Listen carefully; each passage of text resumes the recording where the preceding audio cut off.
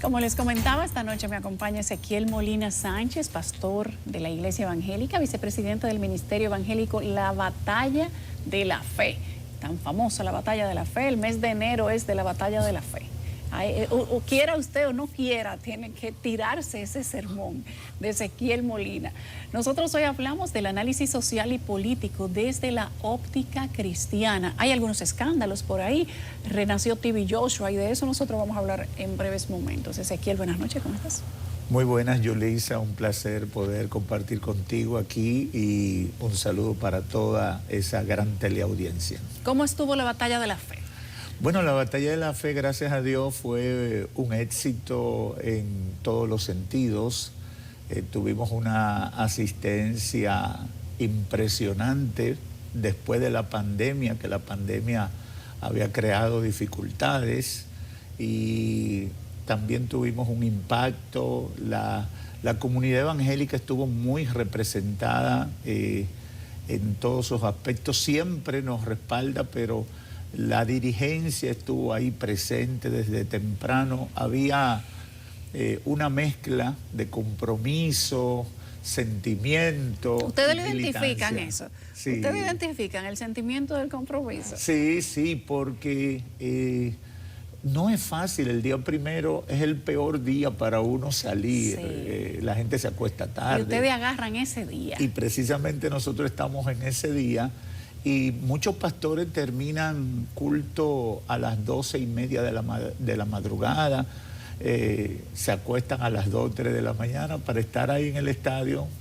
No es tan fácil, pero no gracias a Dios tuvimos una gran asistencia. Y ya es o sea, ya esa fecha es una fecha, digamos que consagrada por ustedes, por la Iglesia Evangélica y por los feligreses de la Iglesia Evangélica también. O sea, ya el 31 se celebra, pero la gente se preserva un poco porque al otro día es la Batalla de la Fe. Definitivamente, eso se ha impuesto. Y yo me sorprendo porque llegan representaciones. Por ejemplo, a mí me llamaron de Barahona. Vamos saliendo, pero eran las 10 de la mañana. Me dicen, a la 1 estamos en el estadio. Y nosotros hemos estado insistiendo que no lleguen tan temprano. Una cosa rara, porque uno lo que quiere es que la gente llegue temprano. Pero el evento comenzaba a las 4 de la tarde. Si tú llegas a las 12, hubo gente que llegó a las 10 de la mañana. Tienes que esperar 4 o 5 horas para entonces comenzar el evento. Es demasiado. Pero la gente, es que eso es como la gente tiene el compromiso. Eso es como los grandes conciertos. Sí, sí. Donde se esperan cantidades multitudinarias. Sí. Entonces la gente llega con un cojín y se sienta 3 y 4 horas antes para coger un buen lugar. Para que le toque lo mejor. Y eso pasa en la Batalla de la Fe. Por ejemplo, la grada oeste, que es la grada que da más sombra, esa grada a las 2 de la tarde, con ese sol, llena. Está reventada. Nosotros hemos puesto boleta ahora para limitar los accesos a las gradas, y aunque el evento es gratis... O sea, han puesto boletas para las gradas. Para las gradas, sí, porque una grada de 25,000 personas tú no puedes meter 30, ni llenar los pasillos. No, eso tiene es un tema de seguridad. Un riesgo de seguridad. Efectivamente, pero gracias a Dios tuvimos un gran respaldo. Nos acompañó la vicepresidenta de la República, ahí la vi. Varios congresistas. ¿Esperaban al presidente? Sí, el presidente tenía el interés de asistir y luego nos explicó que por razones políticas no quería que usaran la Batalla de la Fe como un tema político. Tiene y que sentido. Si gana en otro va a ir.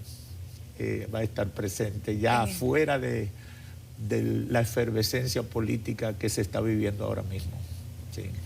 Cuando ustedes planifican la Batalla de la Fe, ¿ustedes desde inicio pensaban darle un matiz político?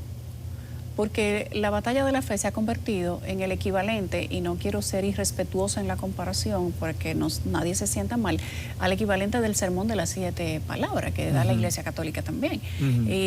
La Iglesia Evangélica, o como dicen ellos, las iglesias protestantes han venido teniendo un desarrollo significativo también. ha crecido la feligresía, la participación.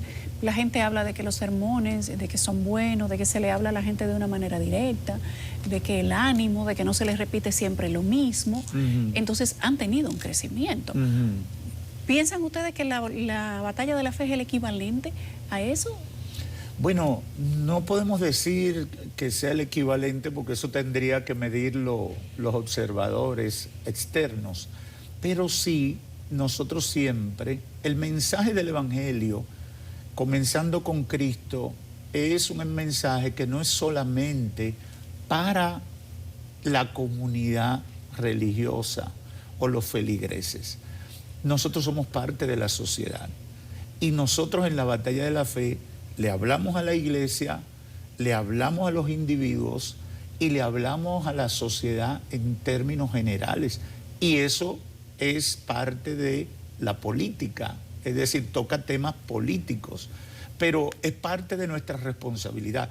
No lo hacemos buscando un favoritismo. Muchas veces nuestros amigos políticos se molestan porque se dicen verdades que algunos no quieren escuchar. Por ejemplo, cuando la gente está en autoridad, en una posición pública, no quiere que uno diga nada malo.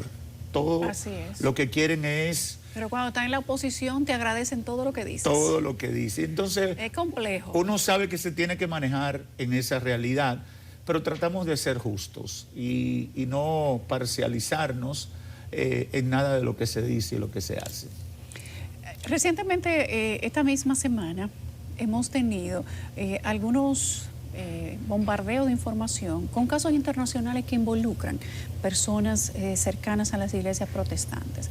Hay un caso escandaloso que es el del pastor T.B. Joshua, que lamentablemente se murió. Digo lamentablemente porque debió responder por todo lo que se le imputa. Hay gente que dice que todo se paga aquí en la tierra, pero él es un buen ejemplo de que no siempre es así. Pero esto pasa, lo que ha pasado con este pastor, bueno, abuso de menores, intimidación, abuso infantil, una cantidad de delitos que componen, digamos, que una especie de bomba atómica.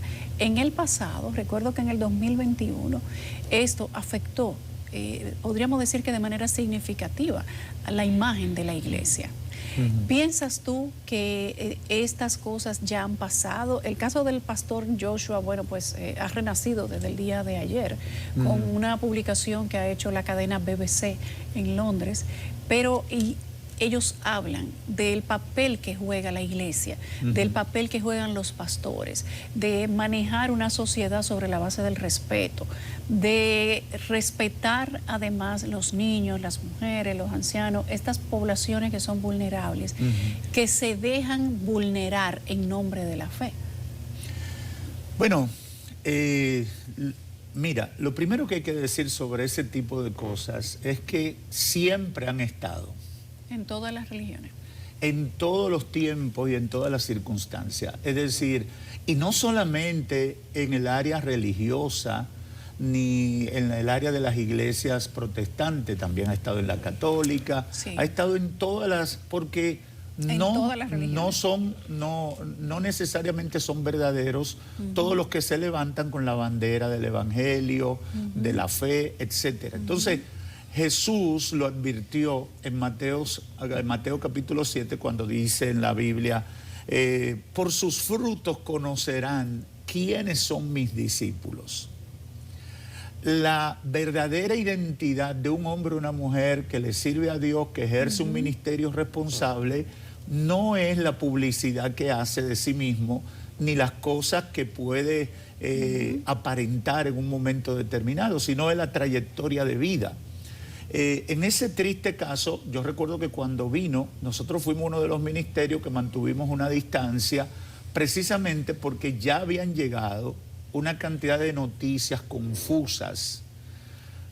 Muchas veces se levantan mentiras alrededor de una figura trascendente. Es decir, nosotros no podemos compararnos con esos casos, pero hay gente que ha dicho que, por ejemplo, la batalla de la fe, la financia X o Y, o que nosotros nos ganamos unos cuartos, porque la gente siempre está especulando. Bueno, la gente diezma. Sí, pero por ejemplo el caso de la batalla de la Pero fe. diezma a conciencia. Nosotros tenemos los últimos 2 años que no podíamos tener las cantidades de gente normales. La batalla de la fe acumuló un déficit de casi 4 millones de pesos. ¿Por qué? Porque al tener, por ejemplo, en el año 2021, no se pudo permitir que se llenara el estadio. Eso redujo Por el COVID. significativamente la cantidad de colaboraciones. Se quedó en menos de un 50%. Eso generó un déficit porque el éxito económico de la batalla de la fe es cubrir. Si la batalla de la fe cubre, nosotros somos felices. ¿Y eso se hace con qué? Eso se hace con las aportación de la ofrendas, en un 90%, algunas empresas que patrocinan, algunas ayudas que se reciben, a veces alcalde o funcionario en un determinado momento pueden dar una ayuda, pero... El gobierno ayuda, el gobierno a través de la dinero. oficina de enlace, ya hace como 10 años, el gobierno da un aporte, no una gran cosa, pero un aporte. Cubren. Es decir, nosotros este año los gastos de la batalla de la fe andan por los 14 millones de pesos. 14 millones de pesos con ofrenda de 100 pesos, hay que tener mucha fe. Hay que ser buen contable. Efectivamente, pero la gente no piensa en eso y la gente habla cualquier cosa. Ahora, Jesús admitió que iban a venir engañadores y gente que en su nombre dirían una cantidad de cosas. Y él dice, yo no los conoceré porque la gente verdadera se conocerá por el fruto, por la trayectoria, por el ejemplo de vida. Entonces, muchos personajes que irrumpen en la escena de la fe, del evangelio, de cualquier iglesia, realmente no son un producto de un marketing, gente interesada que dice, bueno, ahí voy a encontrar gente creyente que me va a apoyar, y ciertamente encuentran eco, pero eso no perdura en el tiempo.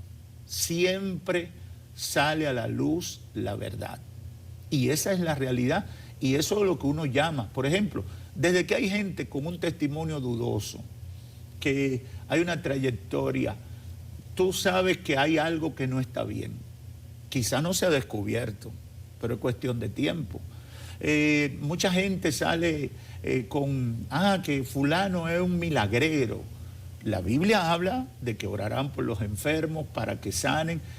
Yo tengo muchísimos ejemplos de haber orado por gente que se sana, pero la Biblia nos dice, por todo el que tú ores, el 100% se va a sanar.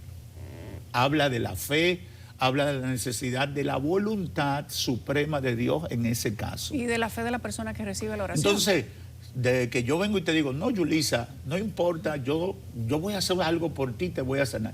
Los engañadores siempre tienen un problema con el dinero. Esa es otra pista que la misma Biblia la señala. Es decir, son amadores del dinero, del reconocimiento, de la fama. Una vez un personaje político, vio a mi papá un día después de terminar la batalla de la fe. Se había llenado todo el Estadio Olímpico y mi padre, que había sido el que había predicado, estaba sentado en una silla viendo los voluntarios, acompañándolo, recogiendo la silla. Y el personaje viene y llega y dice, pero yo no puedo comprender esto. Usted es la estrella del evento y está aquí sentado en este momento cuando ya todo el mundo se fue. Ese no debe ser su comportamiento. Y mi padre le dijo, bueno, en el mundo del espectáculo no debería ser mi comportamiento, pero aquí todos somos hermanos. Ellos aportan el trabajo que están haciendo y yo aporté el trabajo desde la tarima. Pero delante de Dios todos somos iguales. Esa es la conducta que se espera de un cristiano, que sabe que si te conviertes en famoso, si la gente te quiere, si te busca, tú no puedes tomar eso como se toma en el escenario para un político, para un artista. Es un servidor desde la óptica bíblica. Todos esos personajes que generan escándalo tienen en común eso. Les gusta la fama, les gusta la notoriedad, son amadores del dinero, les gusta la ostentación, exhibir, riqueza. Esas pueden ser señales. Son señales inequívocas. Que la gente puede tomar son constantes, tú puedes buscarlo, todos tienen en común esos elementos. Y también lo de la conducta desordenada, moralmente cuestionable. Todos tienen esos elementos. ¿Tienen ustedes candidatos políticos? Como no hay un partido evangélico, tú dirías. Identificados. Bueno, tenemos... ¿Apoya la batalla de la fe algún candidato político evangélico? Nosotros estamos apoyando a todos nuestros hermanos que están en los diferentes partidos.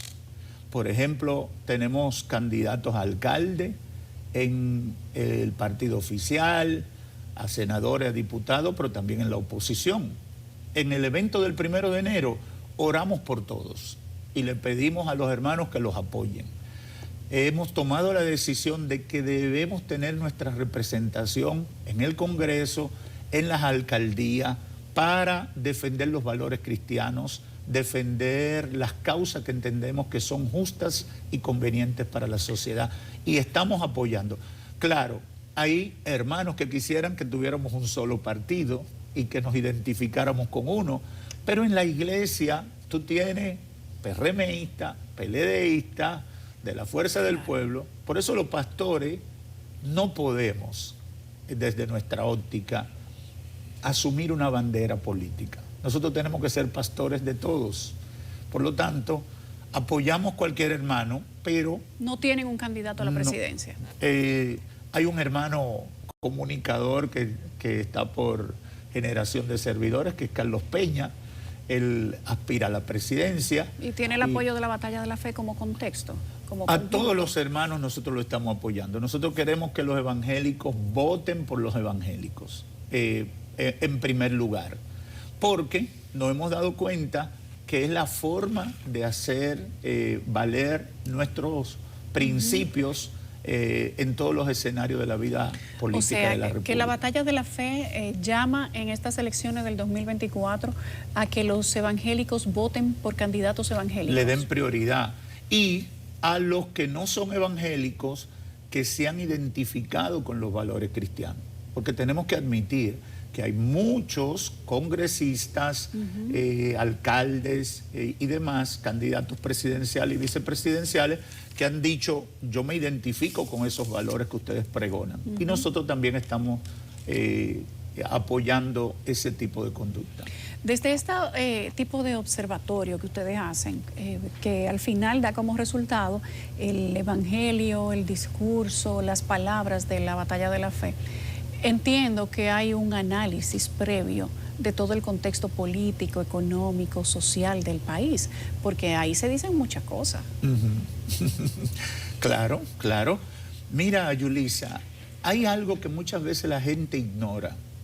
Los pastores en las iglesias estamos en contacto con lo que siente la sociedad, con lo que vive la sociedad. Para un pastor no es difícil saber cuál es la situación que está viviendo el pueblo, porque el pastor está trabajando con gente continuamente. Nosotros sabemos si hay mucha gripe, si hay mucho COVID, si hay problema económico, nosotros lo sabemos, si hay problemas familiares, si hay mucha violencia, si hay mucha droga. Nosotros lo estamos sintiendo porque tenemos el contacto. En cada barrio hay cientos de iglesias y hay un contacto con la sociedad, no con las élites solamente, con toda la sociedad. Y por eso podemos hablar de los temas sociales con autoridad y con conocimiento. ¿Sienten ustedes como iglesia, teniendo toda esta información, que el país, quizás los temas neurálgicos del país han evolucionado de una manera negativa, positiva, que tenemos más delincuencia, que la gente tiene más poder adquisitivo para la economía, para la comida, que tal vez el sistema de salud es mejor? ¿Cuál es el balance que pasan ustedes desde esta gran comunidad evangélica, que cada día son más personas, luego de tener toda esa retroalimentación que le dan los feligreses? Mira, la gente expresa continuamente, el tema económico ha estado en los últimos tiempos muy presente. El problema con la salud que se ha puesto de relieve, la gente expresa mucha preocupación porque no tiene los servicios, por ejemplo, la gente común, el que no tiene un buen seguro médico, sino que tiene un seguro de ley o un seguro básico que tiene que atenderse en los hospitales. La gente, mira, el problema de la salud, si yo fuera presidente, me dedicara solamente a resolver el problema de la salud. ¿Y por qué te lo digo? Yo viví un problema de salud este año, me vi al borde de la muerte y yo me di cuenta cuánto cuesta la salud. Una buena atención médica es una suma impresionante, sí, que el ciudadano común no tiene posibilidad. Y el impacto en el bolsillo. La mayoría de los médicos especializados no te cogen un seguro. Pero parece que ningún político como que quiere abordar ese tema. Es decir, tú dices, el especialista fulano de tal es el mejor en tal especialidad o es bueno, está rankeado entre los primeros 5, pero él dice, yo no voy a trabajar con seguro, no voy a limitarme, yo no sé si dan servicio en los hospitales, pero ¿cuánta gente se muere aquí por falta de atención? ¿Cuánta gente está sufriendo con deudas millonarias porque tuvo un percance de salud? Ese debería ser un tema. Eso me dice la gente. La gente ha valorado mucho que se ha masificado el seguro de SENASA, el régimen subsidiado. Yo puedo decirle al gobierno que eso ha estado positivo. Ahora, eso no es suficiente para el tema de salud. Entonces, creo que es una sociedad con grandes problemas y me apena que a veces en el gobierno, quienes llegan, no se esfuerzan por resolver temas puntuales de manera firme, pudiendo hacer muchas cosas. El mismo tema de la educación. El tema de la educación está muy fuerte, muy difícil. Yo tengo directores de escuela y liceo que se han comunicado conmigo pidiéndome que vaya, que le mande gente, aunque sea una vez a la semana, a hablarle de fe, a hablarle de valores cristianos a los muchachos, porque ellos tienen unos niveles de violencia, de comportamientos inmorales, de un desorden que ellos no hayan que hacer con los muchachos. Entonces, muchachos con ese tipo de conducta no crecen en conocimiento, con debilidad en sistemas de enseñanza y capacitación de los docentes.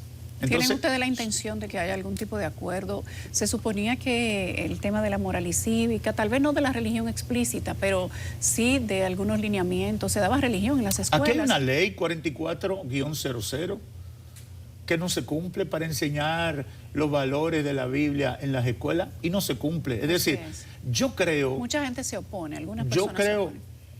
Más del 70% de los dominicanos se identifican con los valores cristianos. Entonces, que haya un grupito que no lo quiera, eso no debe ser.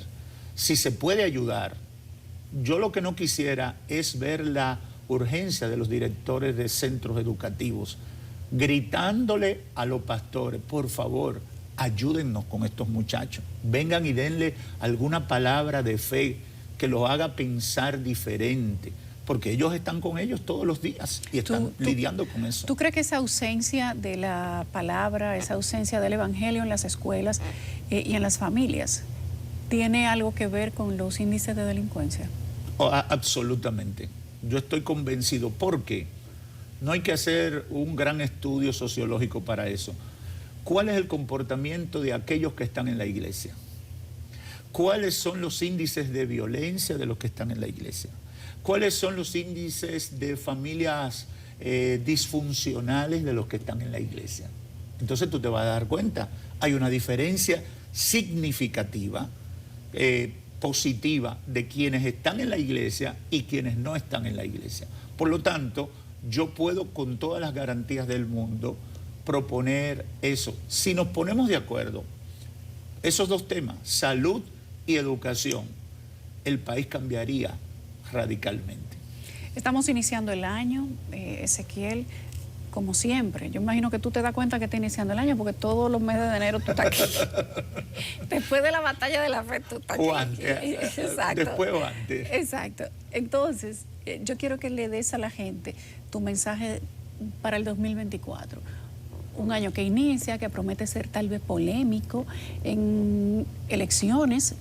Vamos a tener 2 procesos electorales en poco tiempo y donde además se siente que en algunos sectores la gente se ha divorciado de la fe. Mucha gente dice que crece la delincuencia, que no se hace nada. Y a veces uno pregunta, bueno, pero ¿y usted qué está haciendo con su familia? ¿Usted la está llevando a la iglesia? ¿O usted le está enseñando más cosas? ¿O usted protege lo que hace su hijo que usted sabe que es incorrecto? Quizás es cierto que las familias se divorcian, otras se acercan, y en esa fluctuación, bueno, pues hay un reflejo social de lo que pasa. ¿Cuál sería el mensaje que tú le darías a la gente para este inicio de año? Yo comenzaría con la clase política. Yo aspiro, y nosotros como gente de fe aspiramos, que la clase política se ponga de acuerdo en qué va a hacer con los temas más urgentes que afectan a la República Dominicana. Podría ser un buen acuerdo que se reúnan y digan, estos son temas de agenda para todos, que los vamos a resolver. Eso sería ideal. Lo que uno ve en el espectro, en el panorama, no es halagüeño, pero nosotros somos gente de fe y tenemos la expectativa, deseamos, oramos porque las familias de la República Dominicana aprovechen el 2024 para unirse, para los padres buscar a sus hijos. Dice la Biblia que una de las cosas que Dios aspira es que los hijos se vuelvan a los padres y que los padres se vuelvan a los hijos. Esa restauración familiar, que la gente deje de ser tan egoísta. La gente de este tiempo está demasiado egoísta. Todo el mundo nada más está pensando quién me satisface, quién me hace sentir bien. Nadie se quiere sacrificar por el otro. Tú ves que las parejas, bueno, si tú no me complaces, si tú no me aceptas. No. Amor y sacrificio es nuestra consigna. La gente tiene que aprender a amar sin interés y a estar dispuesto a dar la milla extra por los otros. Así que nuestro mensaje es que las familias se unan, que los políticos se unan y que todos como sociedad tengamos un mejor 2024. Gracias, Ezequiel Molina Sánchez. Ese es mi invitado de toda la primera semana de enero, sea o los últimos días de diciembre, sea antes o después de la Batalla de la Fe. Gracias, Yulisa. Tú tienes muchos fans aquí de la Batalla de la Fe. Sí. Los santiagueros somos muy religiosos. Mira qué bien, son gente buenas todas. Todos somos. Y aguilucho. Gracias, Ezequiel Molina Sánchez, mi invitado esta noche.